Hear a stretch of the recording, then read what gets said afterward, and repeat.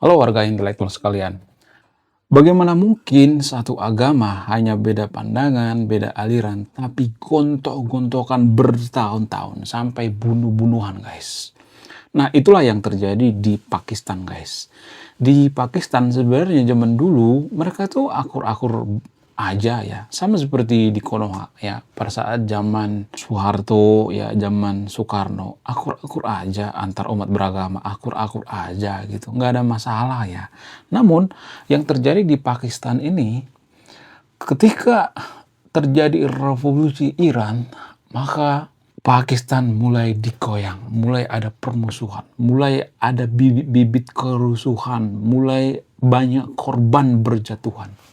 Bayangkan, mereka masih satu agama, hanya beda aliran, Syiah dan Sunni. Tapi mereka gontok-gontokan, bunuh-bunuhan, bahkan korbannya sampai puluhan ribu, guys. Wow, wow, wow, luar biasa. Nah, yang jadi pertanyaan, apa hubungan perang saudara yang terjadi di Pakistan ini, perang antara Syiah dengan Sunni ini, dengan Iran? Apakah ini ada korelasinya? Jelas ada korelasinya. Apa itu korelasinya? Korelasinya adalah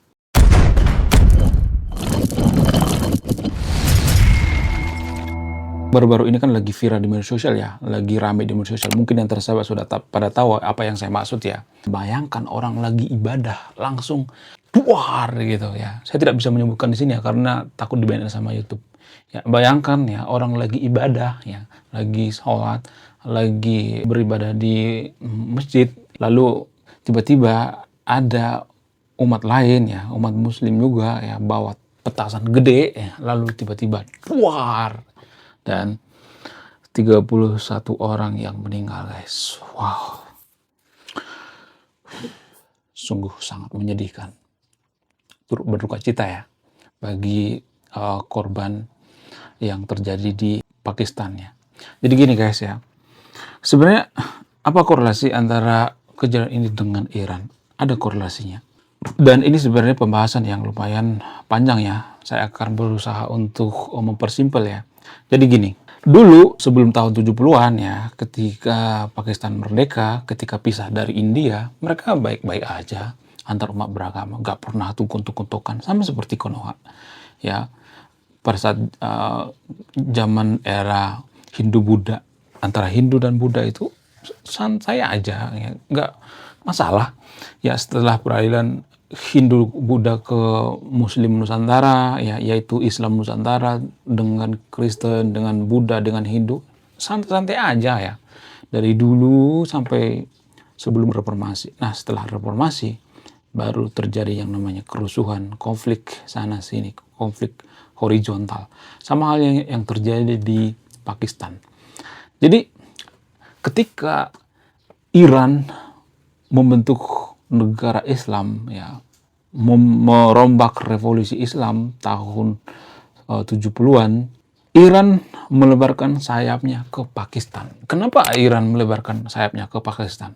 Karena tujuan daripada ideologi pembentukan negara Islam di Iran ini adalah sebenarnya untuk menguasai dunia. Ya, untuk menguasai dunia itu butuh yang namanya proksi. Ya kan, logis dong ya.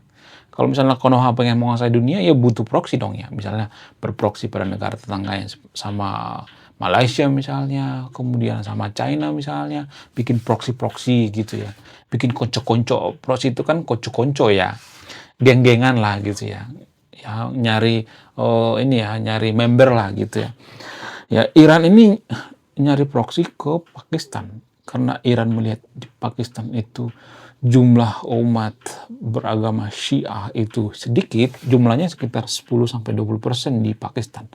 Lalu Iran melakukan serangkaian ya serangan yang sangat luar biasa ya, dengan ideologi dilatih, tentara dilatih dan sebagainya. Lalu terjadilah yang namanya kerusuhan. Jadi sebenarnya kerusuhan yang terjadi di Iran ini sebenarnya masyarakat jelata itu dikorbankan. Masyarakat jelata itu cuma pion. Sebenarnya ini terjadi karena apa? Karena dua raksasa, negara raksasa antara Iran dan Arab Saudi. Cuman lahan perangnya itu di Pakistan. Tanpa kita sadari secara geopolitik ya. Mohon maaf ya bagi yang nonton video ini ya. Mungkin di antara sahabat yang nonton video berpikir bahwa apa hubungannya? Ini sangat berhubungan ya. Sangat berhubungan. Arab Saudi adalah Sunni, Iran adalah Syiah. Jadi antara Sunni dan Syiah ini kan gotok-gotokannya. Dari dulu gotok-gotokan. Nah, Arab Saudi didukung oleh Amerika, kemudian Iran didukung oleh Rusia. Mereka sama-sama bergelut ya di Pakistan. Ya ibarat ini ya guys ya, ibarat orang lagi berantem ya. Jadi antara Arab dengan Iran itu berantem, tapi medan perangnya ya, tempat duelnya itu di Pakistan. Ya, tanpa kita sadari.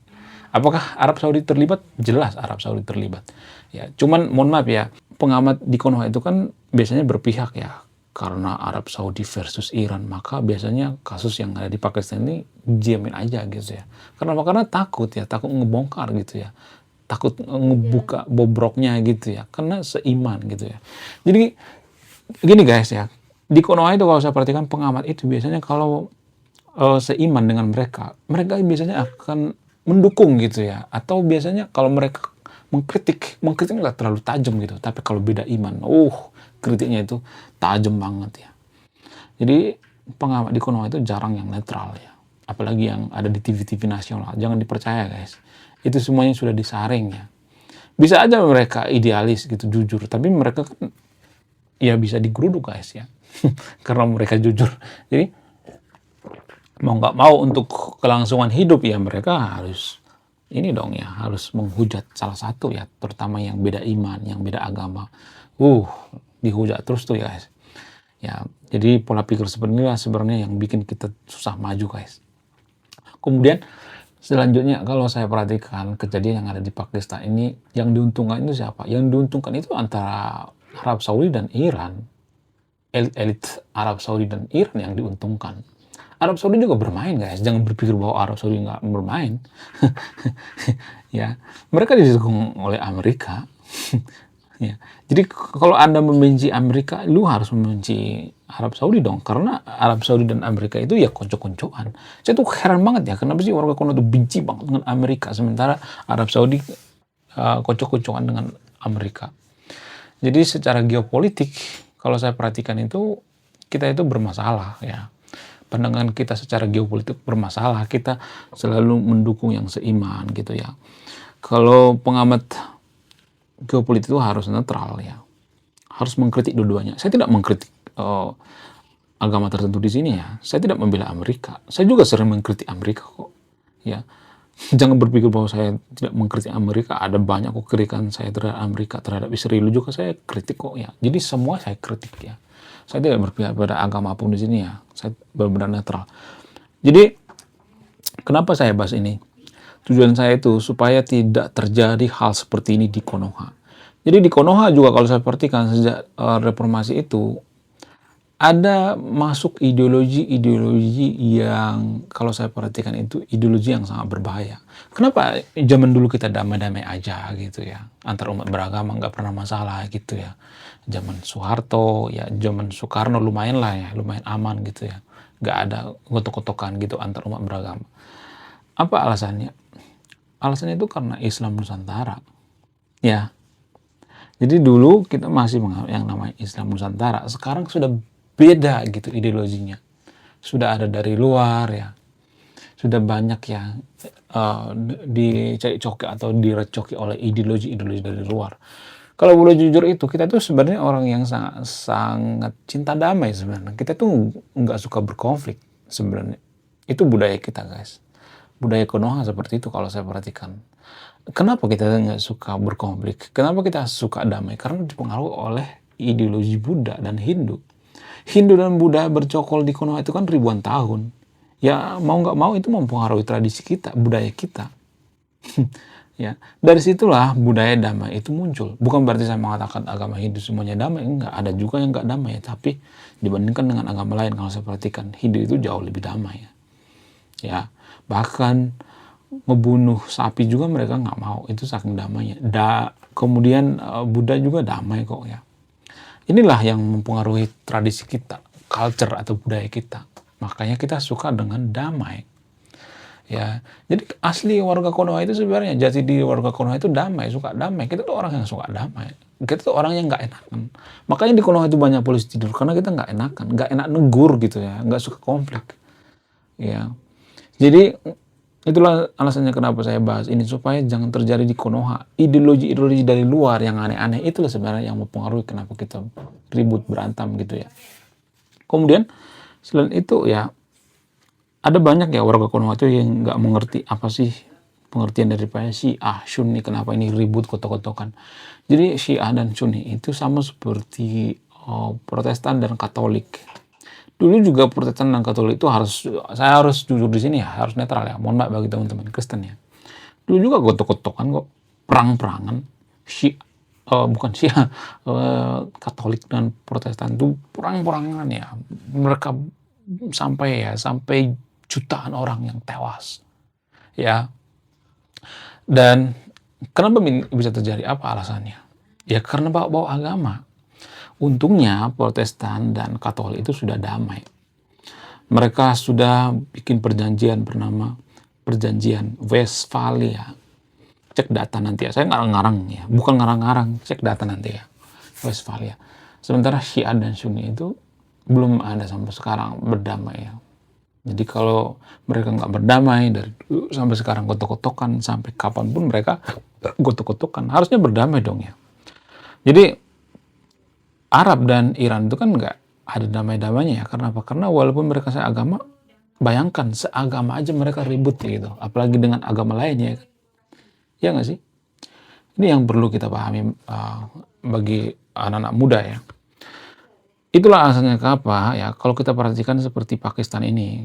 Jadi kalau Indonesia jadi negara agama akan mirip seperti Pakistan. Mirip banget seperti Pakistan. Menggunakan ideologi ideologi agama sebagai ideologi bangsa, itu sangat berbahaya sekali. Kenapa ideologi agama itu berbahaya? Karena ideologi agama itu menganggap bahwa agamanya yang paling benar gitu ya. Saya tidak berpihak pada agama apapun di sini ya. Dalam agama Kristen juga seperti itu. Akulah jalan kebenaran. Itu kan inklusivitas agama itu sendiri ya. Menganggap bahwa agama yang paling benar gitu. Walaupun ya, mohon maaf bagi teman-teman Kristen, walaupun nggak semua agama Kristen seperti itu ya. Disclaimer on ya. Agama mayoritas di Konoha juga seperti itu ya. Agama saya yang paling sempurna. Hanya agama saya yang paling diridhoi. Yang paling benar. Itu namanya inklusivitas ya. Jadi ini yang bikin ya founding father kita tidak bikin agama itu landasan bernegara. Nggak bisa. Agama nggak bisa. Nggak bisa guys. Ya itu mustahil ya. Menurut saya pribadi itu lebih rasional kita jadi negara sekuler daripada negara agama. Ya lebih cepet majunya gitu, bukan berarti saya maksa ya.